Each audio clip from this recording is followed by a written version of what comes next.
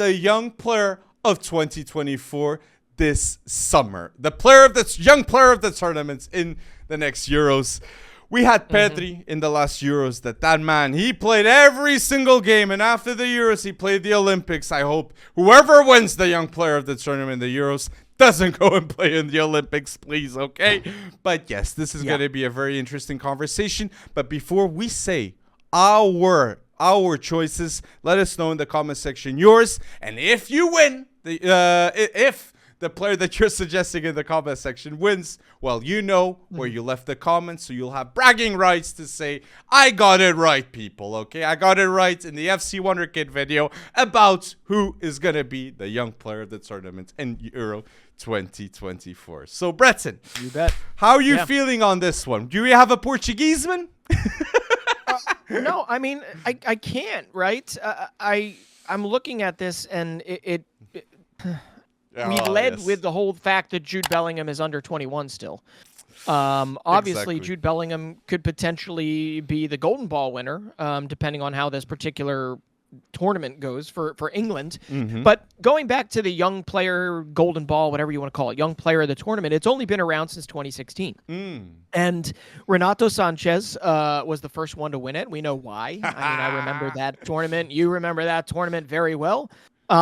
They ended up winning it that season, that year, 2020 or 2021, whichever you want to call it, was Pedri. Both of those guys were 18 years old. So I've got kind of two answers here. One is kind of the old head answer, and that's Jude Bellingham.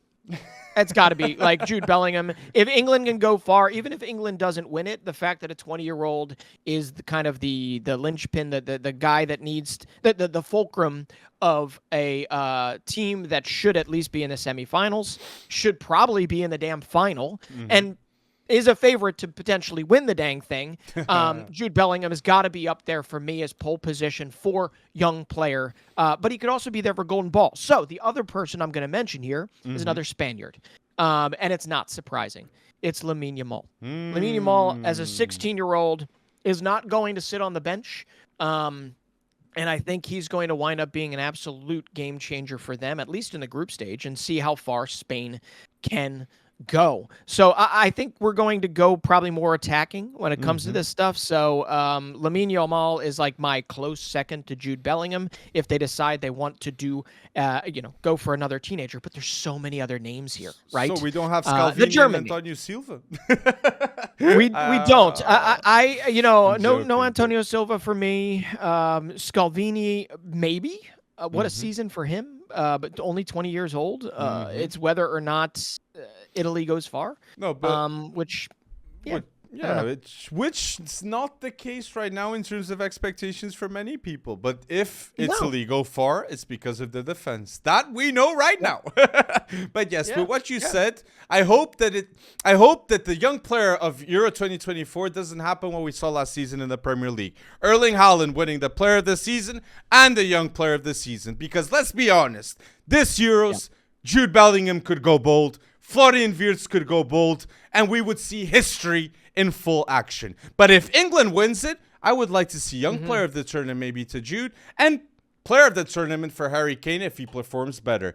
And in the German side, young player for Wirtz and the actual player, Toni Kroos. That would be amazing. If Toni Kroos was the player of the tournament in Euro 2024, but that's another video which we will be filming, okay, people? Yep. But yes, the favorites, I agree with you, for young player of the tournament is Jude Bellingham, that if he wins that with La Liga player of the season, with Champions League, it's honestly like a drop a mic moment, because this man, the charisma, the aura, he's the best midfielder in the world right now. Undisputed. Undisputed. Yeah. But other English players that could be in the young player of the tournament in Euro 2024, next to Bellingham, you got Cole Palmer, the young player of the Premier League, Kobbie Mainoo. Could Kobbie Mainoo surprise the world? And the other name that I think should stay in the England national team, Braithwaite and Wharton. Adam Wharton. Imagine if Wharton was the starter next to Declan Rice with Jude Bellingham in front of him. That would be a huge statement. And Crystal Palace, that would be hard for them to keep a player like them. So this England national team, a lot of youngsters that can surprise in Euro 2024 next to Jude Bellingham. I agree with you there. So with Germany, going back to them for a second, I know you mentioned Florian Wirtz. I think you probably mentioned Musiala in there somewhere. I still think Musiala has the ability. Oh, you didn't? Okay. Well, then there you go. I think Jamal Musiala's got to be up there. Still only 21 years old. So if Germany goes far, it's because Musiala and Wirtz are the real deal in jiving with, the Kimmichs, with Kroos. And hopefully they find a striker that's able to put the ball in the net. Maybe who knows? Maybe Maximilian Bayer is that guy, right? We'll talk about him in a little bit. But I'm going to go back to your Portugal, right? Because as far as I know, Nuno Mendes will start, correct? I think he will, yes. And with Rafael Guerreiro not there, Nuno Mendes starts. Yeah. Oh, right, because he's injured. Yeah. I honestly... 21 years old still. And I know he's been through a lot, but let's go. Let's go with like the Florian Wirtz type of a reascendancy back into relevance in a good way. I know he had already been doing that with PSG. He had some good, he had some bad. But what a flippin' story it would be if Nuno Mendes was the guy that just turned it all on, got it all together. I don't care if he's, throwing layups to Cristiano Ronaldo or whatever the heck he's got to do. He is going to be an absolute beast on that left side, and I'm here for that story if it happens. I'm here for it, and there's definitely a possibility of that happening. 100%. There's a possibility of Nuno Mendes being the best left back in the tournament. But I'll say this, since we're a young player of the tournament, it makes sense to say that.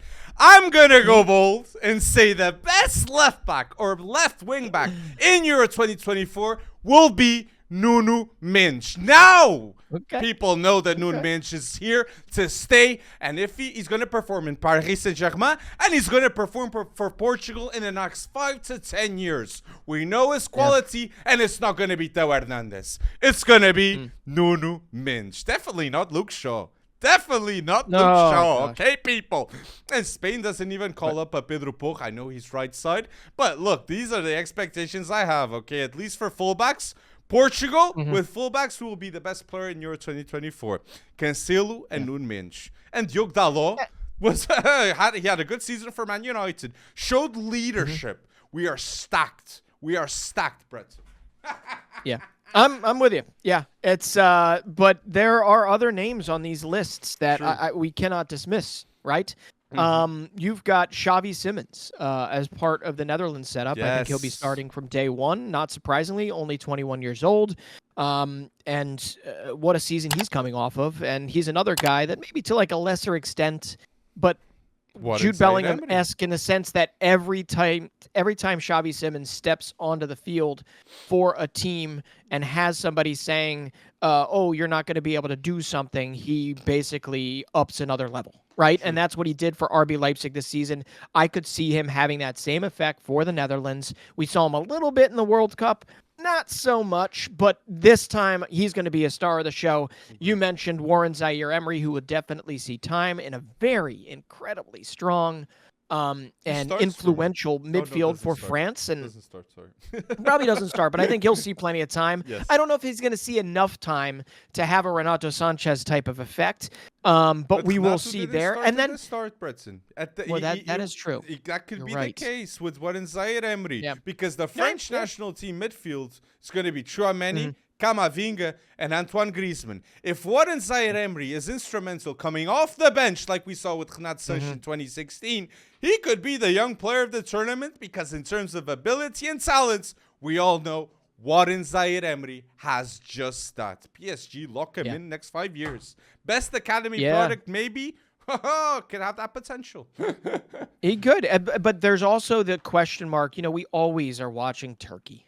We're always watching Turkey, and whether or not any of these, we know the young talent, we know the potential, we know that there are future rock stars in Arda Güler, Samir Kiliksoy, Kenan Yildiz, Kaan Uzun. Yeah, it's just, will any of them grab that Turkish national team by the scruff of its neck and literally force them to do something?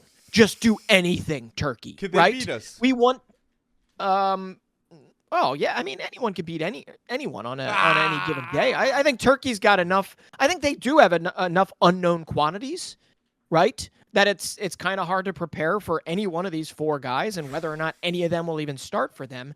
And it really comes down to kind of how structured the coaching has been. It's not exactly been bold coaching for Turkey the last 10 years. And you're working against a mindset right now. Turkey does not. There's no mindset that Turkey is able to have these beautiful results. Like they're kind of Serbia-esque in that sense, where they have this ridiculous talent on the pitch and they just can't seem to put it together as a team, right? It's been a long time since the years of Hakan Şükür and others before him. So you have to watch them. Do I think that the young player of the tournament's going to come from there? Probably not, but my goodness, you can't dismiss any one of those names. Like, those are just phenomenal talents waiting to have that international level. And that's the difference here with some of these big national teams, the ones we're talking about, Yamal and hell, we can even say Pedri still qualifies as a 21-year-old. Nico Williams. Exactly. Right? So many great names, but a lot of it comes down to the fact that when these national teams step foot on the pitch, there is obviously that standard. And these guys automatically meet those standard, and Turkey needs to get there, and they haven't gotten there yet. Well said. So we'll see. And under 18, Semih Kılıçsoy, Kaan Huzun, they're all fit that category. That is mad that they're getting that chance for Turkey. Deservedly too. I like how you give that focus. And young strikers in Euro 2024 that could be the young player of the tournaments. It's bold right now to say it. Benjamin Sesko, that I saw in a friendly score against Portugal, our only loss with Roberto Martinez. And the other striker is the man that for Man United is not his best version, but for Denmark, we see his best version. 12 games, 7 goals. Rasmus Winter Højlund, a young striker that could go bold in this Denmark national team squad. But I want to say my favorite, because we started with Jude Bellingham. And yes, it's hard not to put Jude Bellingham in your best young player of the tournament for Euro 2024, but I'm going to pick Florian Wirtz. The man that only lost once, the man who's playing in home soil, and the man that inspired Julian Nagelsmann next to Jamal Musiala towards him saying no to Bayern Munich and believing in the project of Die Mannschaft. That one of the best midfielders in the world of football right now, and he's going to stay at Leverkusen. That shows true character, okay? I don't know for how much will Florian Wirtz leave Bayer Leverkusen next summer, but whoever gets him, they will have to spend more than 100 million. Imagine if it's Real Madrid getting Xabi Alonso and Florian Wirtz when they have Jude Bellingham, Mbappe, Vini. They'd have for sure the best team in the world, okay? It will be more of a confirmation that they have the best team, and it's more of a confirmation that Florentino Perez is the best president ever in football. Pinta Costa, I'm sorry, but I gotta say that.